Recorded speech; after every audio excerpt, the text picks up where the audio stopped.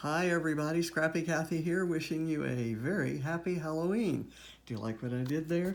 This actually is going to be the main paper design in my layout today for Challenge Accepted.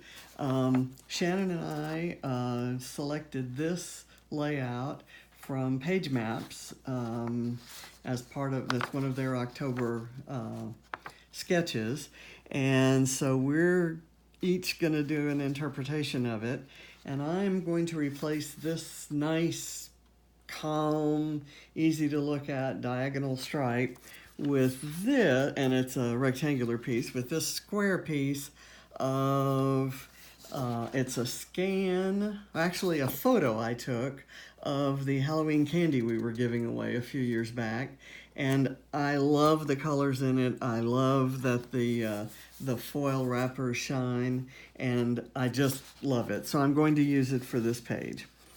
I have selected as my background the B side of, I think this is an authentique paper. Maybe it's I guess it could be not October Afternoon, but Graphic 45. So this is just an extra piece I have, and I don't know if you've noticed, but every once in a while there's kind of an orange smudge on it. It just looks kind of dirty and messy and scrungy and Halloween-y. And I'm actually probably going to end up covering up the pieces I like the best. In the sketch, there's this diagonal stripe, the pumpkin print, a cluster down here, a cluster up here, a strip of photos leaving a lot of paper, a journaling strip, and the title. And I'll kind of keep fairly true to that. There's a scalloped bit above here, and I took some orange graph paper and die cut some, or not die cut, but punched some pumpkins with this great EK Success punch, and I don't think I've used it before, and I've probably had it several years, so that's going to kind of go up there somewhere. I'm actually going to just kind of start putting it together. I've got this piece of chevron paper that has kind of a lot of the colors in this. Most of the embellishments were die cut or fussy cut from some Bella Boulevard paper from a collection I believe called Trick or Treat. And I'm going to use this aqua blue color, and of course there's orange and black and the purple and green in the candy selection. So I'm just going to kind of slide that through. I'm going to maybe let a little more of it show.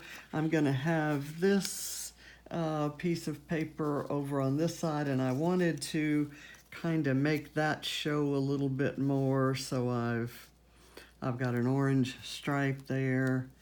I'm gonna just start kind of laying things down. I think this is the first thing I'll put down, and I'm not sure how much foam I'm gonna use. I'm kind of the main support for the foam industry in the United States, so, or China, or the universe maybe, and because I really like dimension in my pages, I'm just going to kind of stick this on. I like the yellow chevron to be showing there, and I've got it crooked, of course, so I have to undo it. You can't have it crooked abutting a chevron because, man, that will show. This is the paper that I fussy cut a lot of the elements out of the other side of that. Definitely one of my favorite Halloween collections, and just so you know, I've recently been through my Halloween stash and eliminated all of the dark and dreary kinds of patterns and kept with the brighter colored, more cuter kind of Halloween things, because most of the Halloween pictures I've scrap these days are of the kids when they were younger and they were kids. So I like the idea of using there's a little bit of adhesive there that's going to stick that. Okay, I like the idea of using a pattern or papers that kind of, I don't know, highlight the kiddishness in them. I've got some clusters here. We've got a piece of ribbon. I think underneath this, kind of right here, I'm going to put these little goblins so that they look like they're peeking out from, or down at these photos. Don't want to place this exactly. I don't want to place it in the middle. I want it kind of off to one side. So I'm going to mount this here. I'm going to overlap that black paper just as it's done in the sketch, and it's going to kind of overlap here as well. And there's foam behind each of those. See, this is really cute to fussy cut from too, so I will definitely use that paper again on that side. Okay, so let me keep that there. I'm going to do this. Let me make sure down here that I've got it straight. I want that blue to line. Okay, there you go. Usually I don't pay that much attention to it, but I am this time. I'm not liking this exactly, so I'm going to I'm going to actually add a cluster. The elements here are on a diagonal, which any good designer knows is the way to go. But because I have a few extra things I want to use, I fussy cut quite a few elements, and I have this really pretty purple glitter paper. I thought I might add another cluster down here, and then I would have 3 clusters. So if you can't have your clusters in a diagonal, I say do 3. So that's kind of my story, and I'm sticking to it. Let me get this on here. This I will put up on a pop dot. It's a part of a haunted house, and I kind of wanted to overlap that corner. And then these guys I'm going to put up on foam as well and have them overlap the house. Whoops. Okay. I'm assuming you can see this because I've got the camera on my mat, and this is all taking place on the mat. So that's there. I've got a smaller piece here. I love the little goofy pumpkins, and it was easy picking them out, and I love this little kind of purple ghost. Okay, over here, the cluster will be a little more dramatic. That's just kind of got 3 elements. I did this, this piece, in this sketch, there's a spider web, what looks like a tag or a label, and there's some brads and some string and some banner pieces, some fishtail banners. I cut my own orange and white polka dot paper into something that will have a fishtail here. I'm going to leave out the ribbon or the tie, and instead of having a ribbon tie across and connect to brads, I'm gonna I actually have my little fishtail banners cut out of ribbon. Okay, I like the purple. And I've finished, to make this look like a finished piece, I fishtailed one end and the other end I rounded the corners, and then I have a bit of this purple glitter paper with rounded corners as well.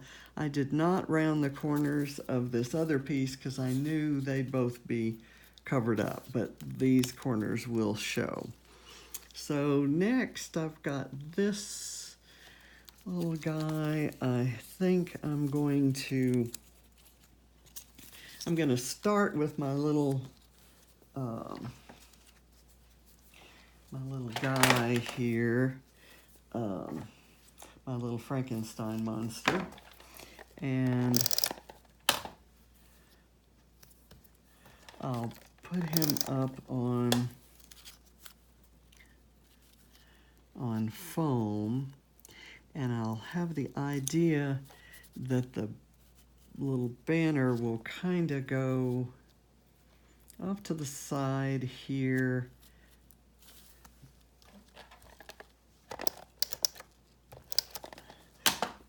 so that the top ends are kind of hidden behind his feet. So I didn't extend the foam all the way down there to leave some room for that. I have this half of a pumpkin. I'm going to kind of slide this under my Frankenstein guy and put it down flat. I have a purple pumpkin-y guy, and he's got an orange head because of the way that the paper was printed.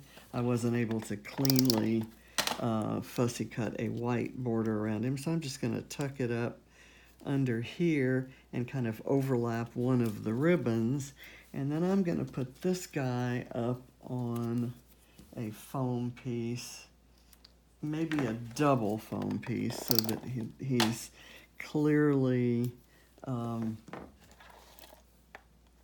kind of hanging out there next to the Frankenstein guy. So I'll kind of put him right there. Okay, so I've got that, and I'm going to do something really simple here as far as the title is concerned.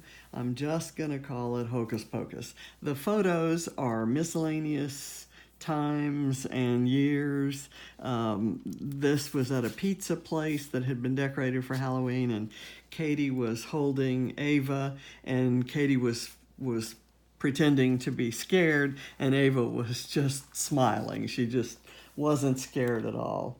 She was, I think, maybe 3 years old at the time, and it's just one of my favorite pictures because I think I did a page with it before, maybe it was in a Project Life thing, but it's like, I ain't afraid of no skeleton was the title of it. And she's not afraid of anything, not even cancer or chemo or anything. She's an amazing little girl. So I'm going to stick this title kind of under this. This one is a picture of John with our cat Scout on his lap, and he's wearing a beanie with a bloody knife in it. So that's his Halloween costume.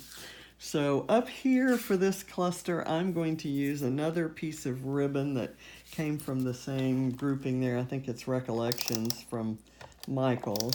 I'll use this ribbon as the base for my cluster, which I'm going to, again, kind of insert